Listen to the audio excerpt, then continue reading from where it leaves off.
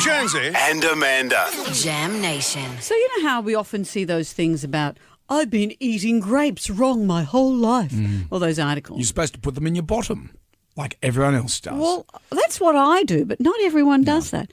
But I'm going to There's a ask you cream this for question. How do you wash your armpits? Enact for me now, fully Yep. clothed, how you shower and wash your armpits. Get the soap, I'm in there. Do you go right in? Yeah, get right in there, get under the Warwick Farms, and that's pretty much it. Like a little monkey. Yeah. Well, you're wrong. I mean, you're supposed to do that, but not just like that. This is a woman called Madam Sweat Yeah. with a name like that. What else was she going to do, Brendan? Oh, no, She's a cleaning expert, and she has said that we are not cleaning our armpits correctly, that we're supposed to lather for 30 seconds each armpit, and don't just use normal soap. Here's part of what she said.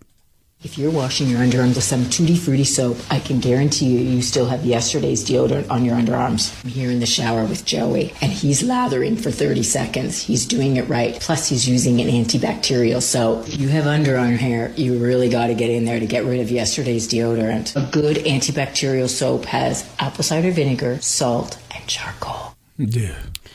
How you going with that? Well, you read that, and you go, like 30 seconds, antibacterial soap. Because we're not getting rid of yesterday's deodorant. At least we're using deodorant. At least we're washing. When you look at the history of how we've cleaned ourselves, you know, we're doing much better than we used to. Have a look at this.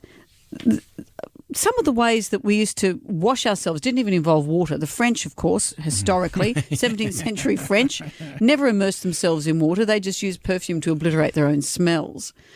Napoleon, apparently, was fastidious, he and Josephine. They used to have big, long baths, but once he wrote to Josephine from a campaign, a battle he was having, and he said, I'm returning to Paris tomorrow night.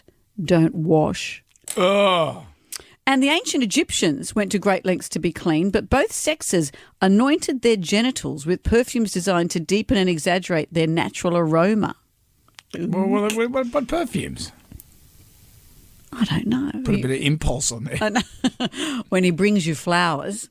The accumulated sweat, dirt and oil that a famous athlete or gladiator would scrape off themselves was sold in small vials, and Roman women would use them as face creams. Medieval Christians proved their holiness by not washing. A monk came upon a hermit in the desert and rejoiced that he smelt the good odour of that brother from a mile away. Oh, poor hermit. So he's suffered all that and he has a monk do that. I know. You know, this is the thing. Teeth used to be cleaned in the Middle Ages with green hazel twigs and woolen cloths. Elizabeth I had a golden ear pick decorated with rubies. And because so much sex went on in the public baths in the Middle Ages, the term stew or stew house came from the... I should have pre-read that. Okay.